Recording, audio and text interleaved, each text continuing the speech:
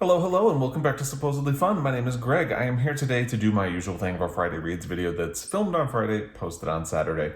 And not too much to cover this week. We got through the inauguration. That was really exciting. Very excited about that.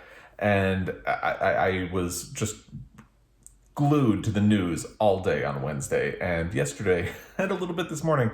I'm starting to detach myself from it a little bit. I confess I am starting to feel a little bit less stressed now that the inauguration is actually over. We got through it, and we'll see how things go from here. But I feel like just the fact that we're on the other side now is giving me less stress. So that's always a good thing. That's a win. I'm going to take it. So I have been thinking, and I kind of decided that I'm going to attempt a news cleanse next week, because obviously for the last 4 years I've been kind of glued to the news, especially in this past year with the pandemic and all of the election turmoil and all of that. It's just been a lot, and I think I'm ready for a break. I don't know where we're going to be at in terms of the new administration getting settled in. I do like kind of following along with that. So, but I'm thinking on Monday I might just do a cleanse for a week. I won't do any of my news podcasts because there are at least, at a minimum, I listen to 3 news podcasts every day. And on top of that, I listen to The Daily Show as a podcast. So that's usually in the mix as well. And it gets to be a lot. So I think I'm gonna definitely avoid those. I don't know what to do about Twitter because so much of Twitter is news related. So I guess I'm gonna have to avoid Twitter for a week. We'll see. I don't know. I haven't figured out the details of it yet, but I think it's gonna be something that will be important for me and will be needed and will kind of help me get back to like a baseline for the rest of 2021. So that's coming. And that's the big news. I do want to go back. So I did my video of my most anticipated new releases for 2021.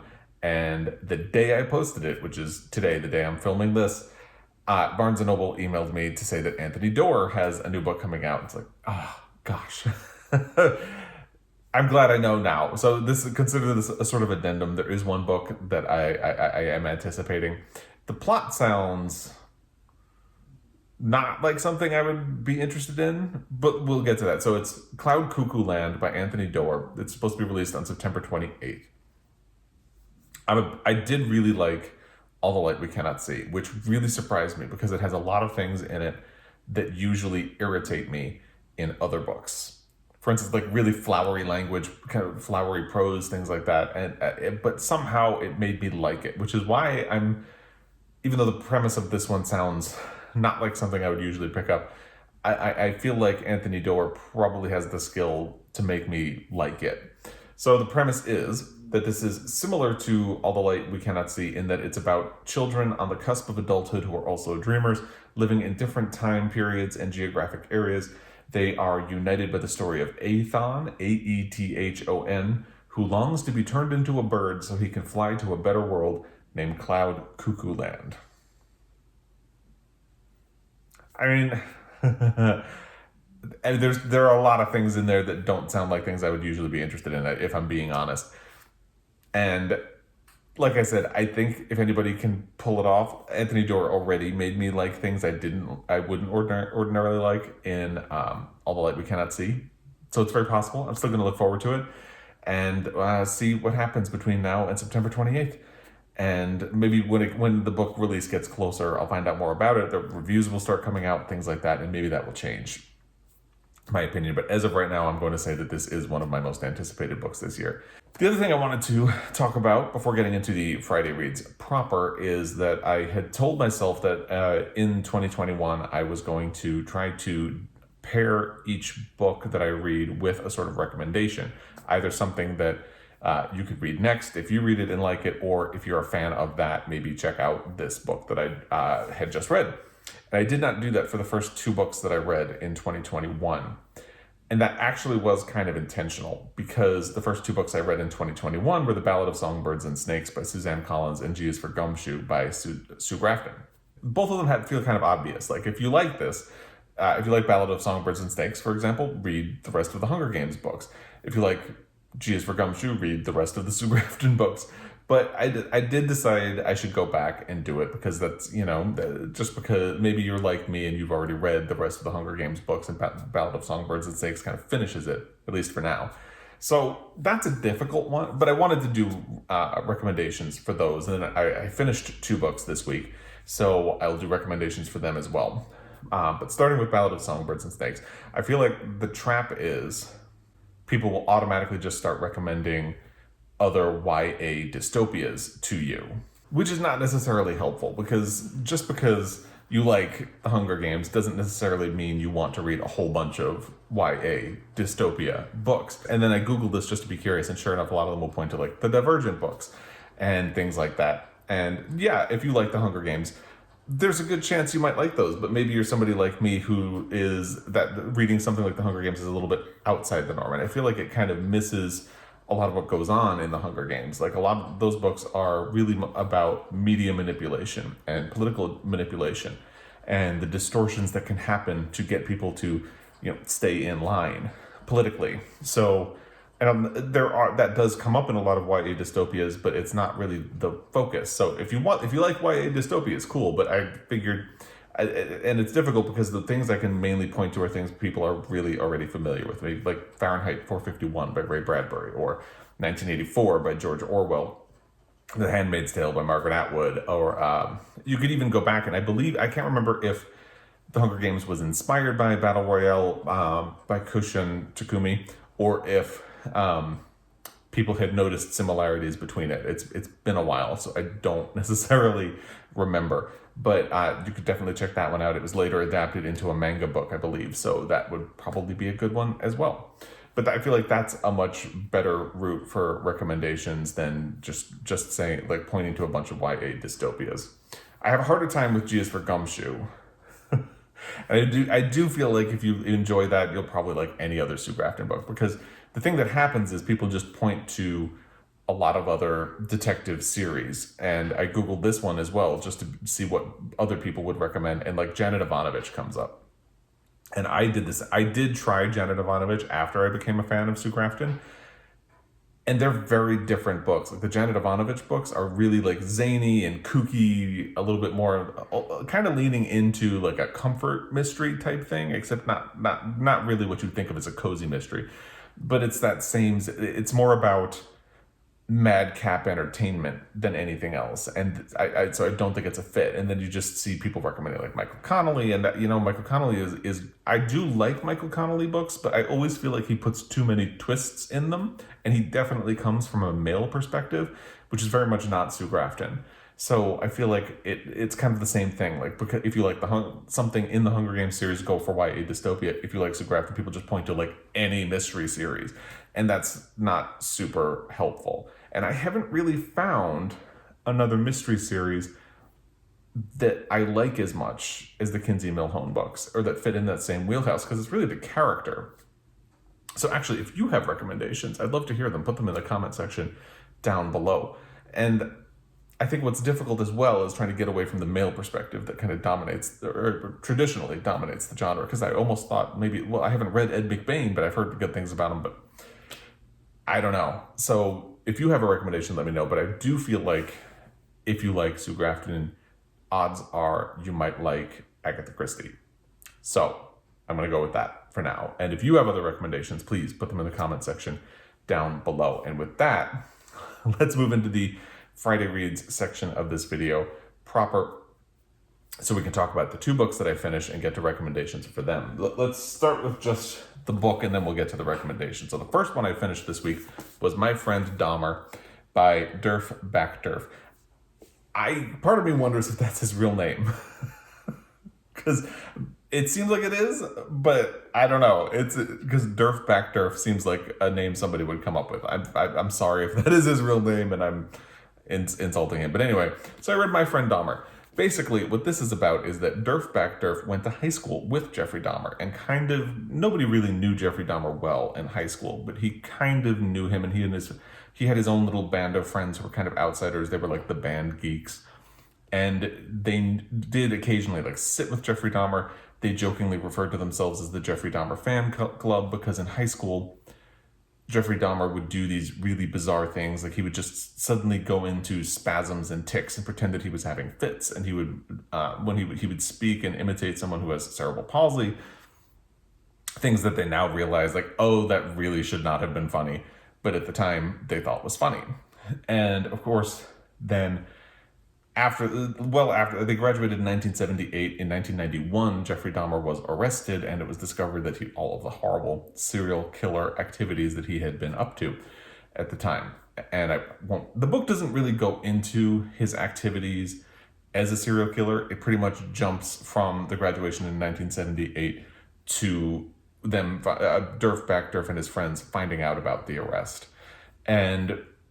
But what it does do is, because Jeffrey Dahmer did do his first kill in 1978, roughly a month after graduating from high school, and it talks about that kind of like, it goes into like the summer in which that occurred during the summer, and then when Jeffrey Dahmer goes and has a failed semester at college, they all went their separate ways, and it's very much viewing Jeffrey Dahmer as the lens of like how they knew him and how they try to reconcile him now that they know what he did after high school, and try to reconcile the idea that there was another student in the school who was kind of emotionally unstable, and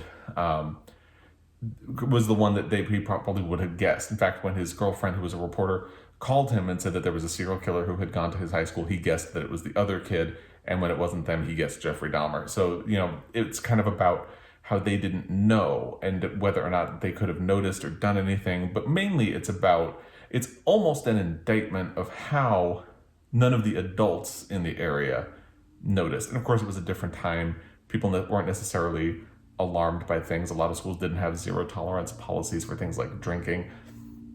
And Jeffrey Dahmer did binge drink, probably to try to keep control of his urges and desires and fantasies. And nobody really noticed, and nobody reached out a hand to help him. And he talks a little bit about how he and his friends didn't do that, but it also would have meant more coming from an adult, and it was really an adult's responsibility. And even when you talk to the guidance counselors and teachers of the school, they'd say, oh, well, I didn't know anything was wrong. But then you start to wonder, it's like, well, how did nobody notice? So that's this book. It's obviously a graphic memoir. I'm not going to flip through because there is some graphic imagery in there. Not a whole lot, given the subject matter.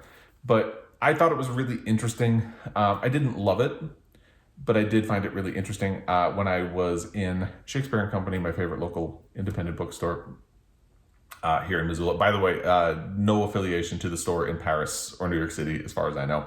A lot of people ask about that. And this was a staff recommends book. Actually, the guy who owns the store had recommended it, and he and I talked about it a little bit, and I picked it up. So this is actually going to be on my January book haul, and I already read it. I read it in a single afternoon because I feel like graphic novels, graphic memoirs, they read really quickly. So what's interesting about this is that I was interested enough. The book itself is only about 200 pages. There is an epilogue that goes a little longer.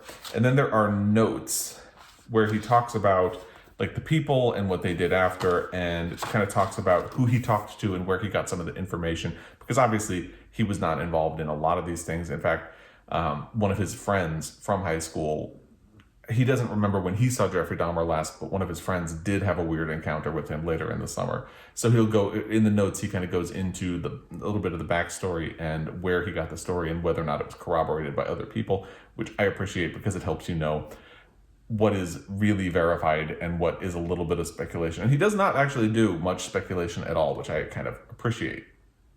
So it was really interesting. I actually enjoyed that. I used to be really into true crime.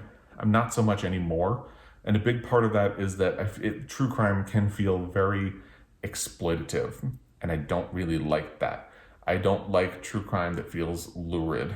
I like it. So when I do engage with like a true crime book now, I want there to be something more to it. And that's going to come out in the books that I recommend with this one. So the first one I would recommend is The Five by Hallie Rubenhold. If you read that and you liked it, maybe think about this one, or vice versa. The Five is very different because it's about Jack the Ripper, and that's Jack the Ripper is someone who has been done to death, but that sounds like a pun. But he's been covered by true crime a lot. And what's really different about The Five is that it takes the perspective away from Jack the Ripper and puts it on his victims and their lives and what was taken from them. And it's fascinating. And it kind of gives them their stories back and their agency back. And I really liked that a lot. The other one I would say is Green River Killer by Jeff Jensen, which is another graphic memoir about an actual serial killer, the Green River Killer. And the perspective on that one is that Jeff Jensen's father was the cop investigating that case. And it talks about the toll. The main perspective on that is the toll that it took on his family and his father in particular. And what the investigation and the murders and what it does to you to almost be forced to think about those crimes for such a long time. And that was really fascinating. So again, if you like this, try that, or vice versa. And then the final one I would say is actually something that's on my most anticipated video. By the way, I will link that down below. My most anticipated new releases of 2021, Last Call by Elon Green, because that seems like, and I don't know because it hasn't been released, there aren't even reviews of it yet, but it seems like that one takes the perspective of the gay community and the way it was repressed and within the structure of a true crime story. So that is My Friend Dahmer by Derf, Backderf. The second book I finished this week, I just barely managed to get it in. I finished it last night, is Conditional Citizens by Laila Lalami.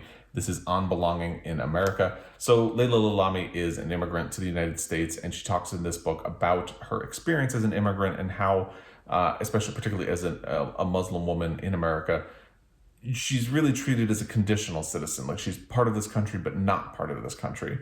And her experience is both valid and not valid, mostly not valid, and how when things go wrong, people tend to look at her, and she faces a lot of discrimination.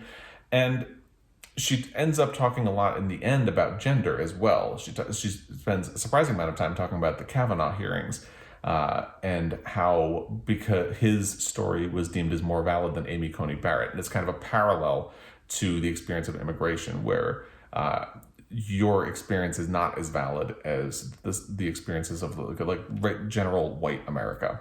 It's a very interesting book. It's a very well-written book. I did feel like a lot of it was really familiar to me. Like I've heard a lot of the beats of the story. It's still interesting and it's still worth engaging with. But as someone who has engaged with stories like this before, it did feel like it didn't break any new ground. However, I did really like it. I do think it's a very good story, something that people should engage with and discover, particularly if you haven't heard stories like this before.